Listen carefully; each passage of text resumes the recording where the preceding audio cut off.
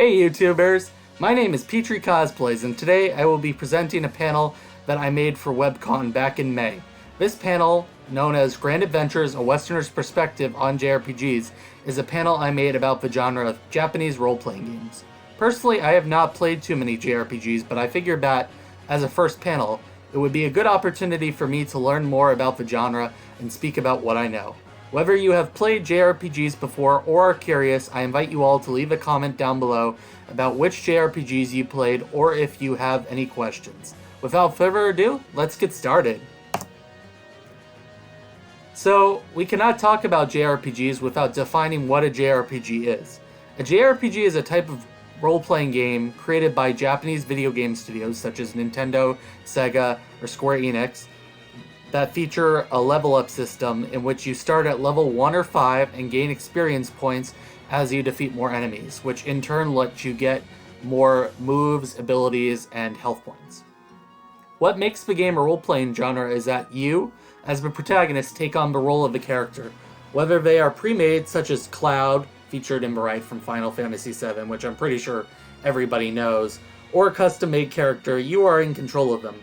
Notable examples of JRPGs include Pokemon, which I'm sure everyone watching this video has heard of due to the popularity of Pokemon Go back in 2016, Final Fantasy, especially with the successes of 7, 10, and 15, Kingdom Hearts, and one of my personal favorites, Fire Emblem. So, a turn-based JRPG is a type of JRPG in which players usually take turns against an enemy unit to fight. Using the example of Pokemon because it is the one JRPG everyone knows, the player, in this case Charmander, has the option to fight, click on their bag, or to use an item, change out their Pokemon. In other JRPGs this would be a party member's option, or run from battle. After you finish your selection, the enemy, commanding Squirtle, would select what battle tactic they would like to use. In the case of Pokemon, both trainers command Charmander and Squirtle until one Pokemon is knocked out or flees from battle. Hit points, which is the green meter featured in the photo, is the amount of health a Pokemon has, while magic points, or in the case of Pokemon, PP, determine what abilities a character can use, such as fire, water, electric, etc., and varying by game. If you or your opponent loses all of their hit points during the battle, they will die, or faint in the case of Pokemon, because Pokemon, as we all know, is a kid's role-playing game. Am I right? Notable examples of this game genre include Pokemon, Persona, and Paper Mario. The next type of JRPG, and my favorite type of JRPG genre, are action RPGs. These games feature real-time, fast-paced gameplay combined with the RPG elements mentioned before. These games are referred to as quote-unquote hack-and-slash games because you usually take out multiple enemies with low hit points at a time. Notable examples of this game genre include Kingdom Hearts, which I personally love for the Disney cameos, NieR Automata, which I still need to check out because 2B and 9S are still cosplayed at cons, Dark Souls, an infamously challenging game which everyone seems to love but me, and Ys. And sorry if I'm butchering that name. To drive home the point about how fast these games are, here's a clip from the trailer of NieR Automata, and just as a heads up, Platinum Games developed this game. For those who do not know them, they worked on fantastic action game titles such as Bayonetta and Metal Gear Rising: Vengeance.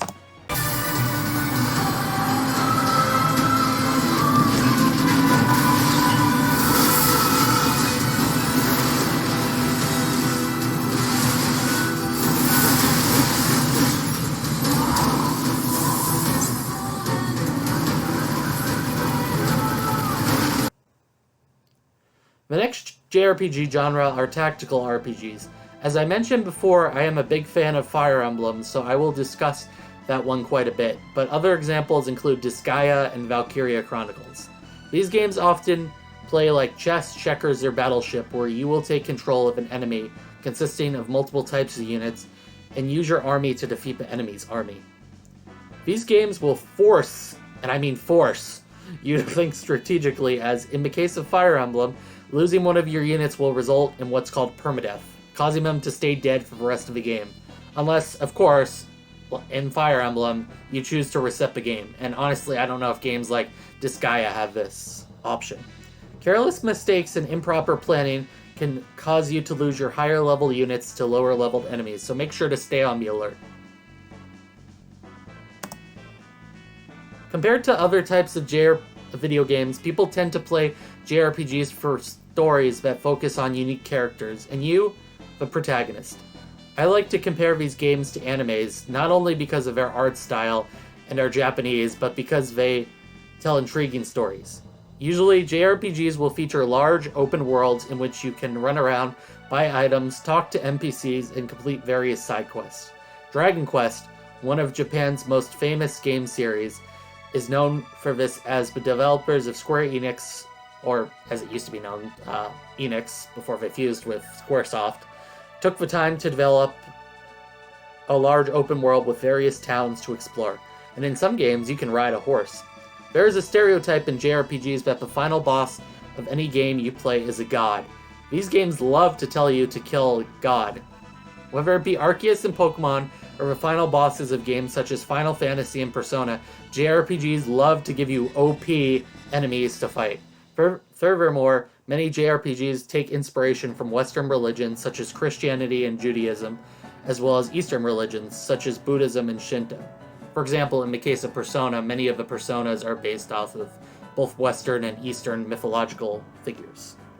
To the right, you can see some of the various JRPG tropes, and my favorite in particular is one of Morgana next to Donald Duck as the animal companion, because I swear there's an animal companion, and once again Donald's another example, in every game that I've played. And P.S. it is a marketing ploy to sell merch. You will find merch of most JRPG animals everywhere. You rarely see Cloud plushies compared to Kite-safe plushies, for example.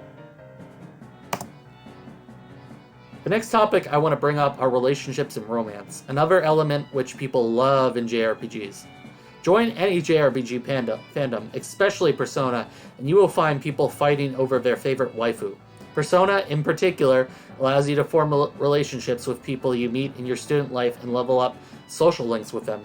Each character's social link will allow you to gain different abilities for dungeons, such as fusing personas and gaining new abilities. If you invest the time and energy, it is technically possible to date every girl in Persona, as indicated by the image on the right. If I have not said it enough, I am a huge Persona fan and could make a whole video about it. But that's for another time. Another example is Fire Emblem, where in the newer games, especially Fire Emblem Awakening and Fire Emblem Fates, it is possible for two characters to have a child that you can recruit to your party. Furthermore, the child will carry the stats and classes of both their parents. So if you have one parent that is an archer and one parent that is a mage, the child will be able to use archer and mage abilities. Also, depending on who you pair up and what dialogue options you choose during social interactions, you can get some unique results and make your character seem like a badass or really sweet person. So make sure to try out all the options and do multiple playthroughs of every JRPG game out there. I am not a musician or a music major, although I took a music course in college, but JRPGs are often known for having fantastic soundtracks. The music in JRPGs are often made to fit certain locations, such as orchestral music for games with medieval environments and rock music for games with city-based environments. And different styles of music spice the scores you hear. If you have ever seen Star Wars or Jurassic Park, the music feels like it came straight out of those movies. Notable JRPG musicians include Nobuo Uematsu, who worked on the music for Final Fantasy series, Yoko Shimomura, featured in bottom right photo, who worked on the music for the Kingdom Hearts series as well as Final Fantasy 15. Both games have amazing soundtracks. And Shoji Meguro, who composed the music for the Persona series. Persona has unique music, in particular, as each game used a particular genre of music. Persona 5 featured a jazzy soundtrack with music sung by Lin Izanami, while Shoji Meguro got Lotus Juice, a rapper, to work on the soundtrack for Persona 3. I should also add that there are concerts, such as Kingdom Hearts Orchestra and Final Fantasy World Tour, that play live for those audiences, so make sure to look for those. I know that in New England and the closest state to me, New York, we have Final Fantasy World Tour and the Kingdom Hearts Orchestra come there, so these are in the US and other European countries, not just in Japan and Asia. To drive home the point of why I love JRPG music, I'm going to play the main overture from Dragon Quest XI, arguably one of the most recognizable pieces of music in video game history. Dragon Quest is huge in Japan compared to the United States and is developed by Square Enix.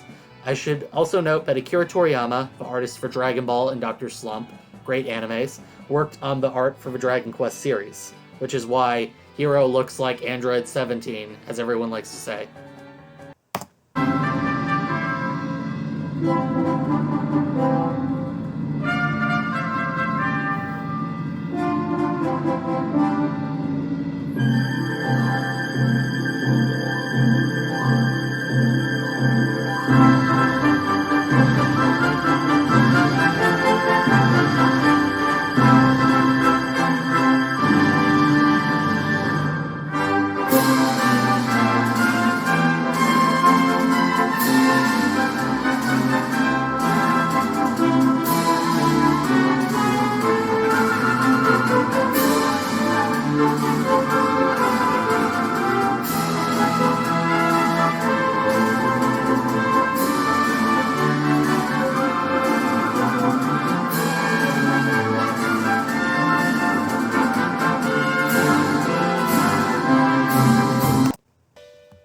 So I'm going to provide a brief history of JRPGs from the 1980s to the 2000s. I'm not an expert in the history of JRPGs, but I studied a little for the sake of this panel.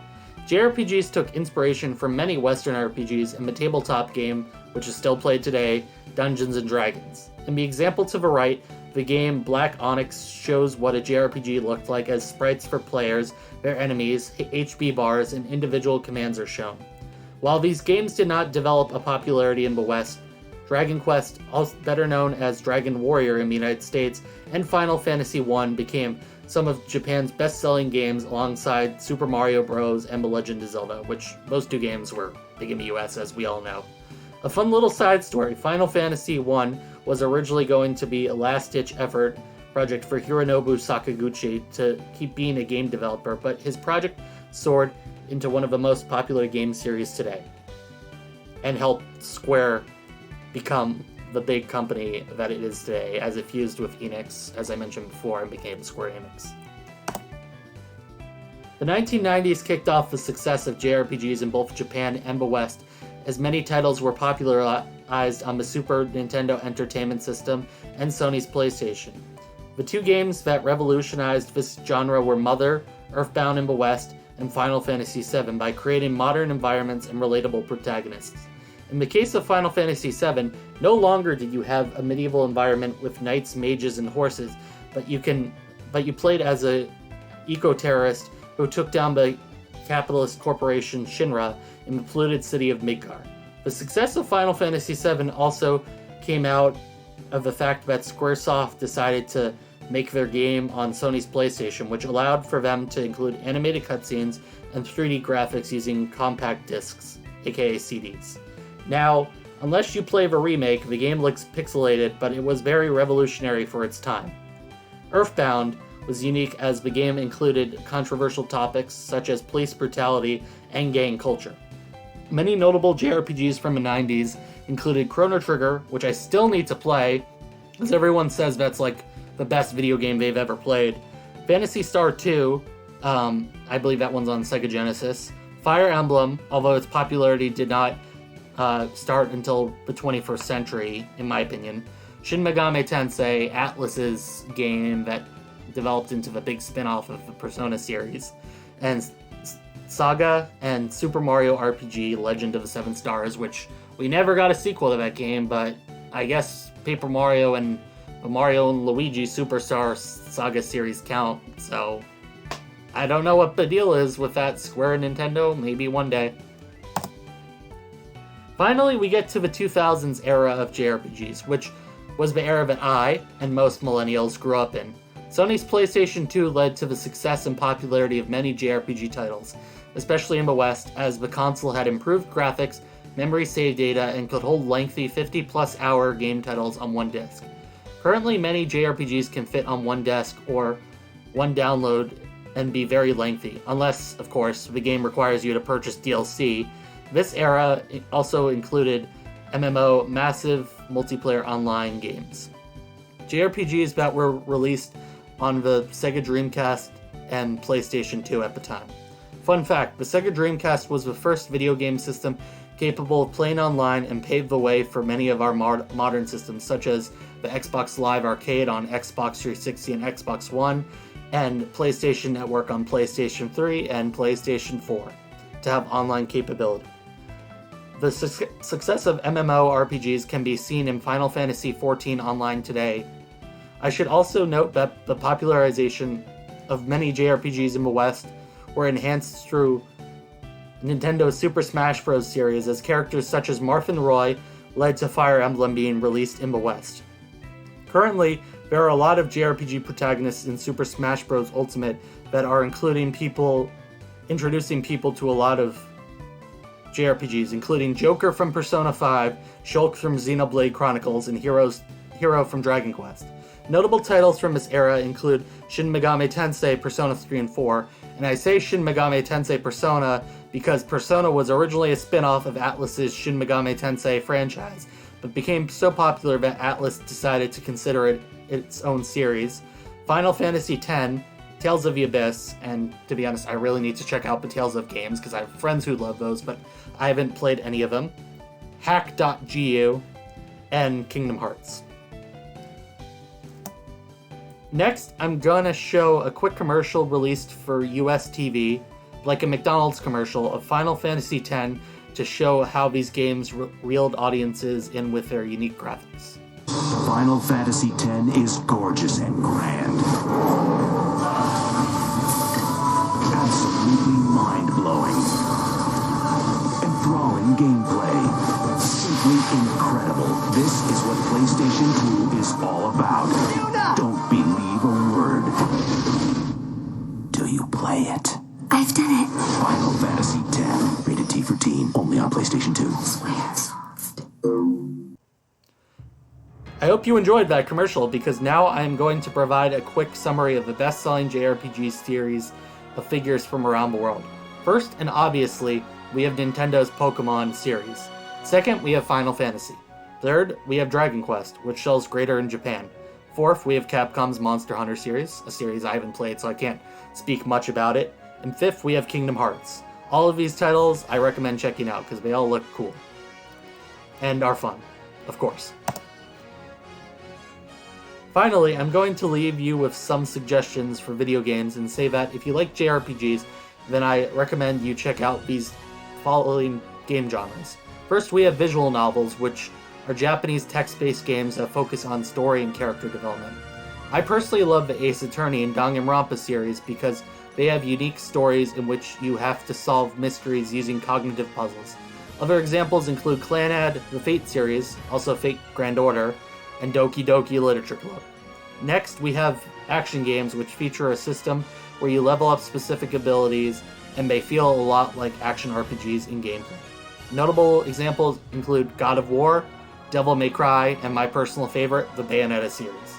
Finally, we have Western role-playing games, which feel like many JRPGs, except they were made in the United States and Europe. Games of this genre include Fallout, the Elder Scrolls series, Skyrim is being remade for the PS5, why can't we get Elder Scrolls 6? Bethesda, come on. And Dragon Age. I thank everyone for joining me, and I hope you enjoyed this video. If you would like to support me, I recommend you hit the like button, subscribe to my channel, and follow me on Facebook and Instagram, which is left down in the description below. Thanks, and I hope to see you all next time.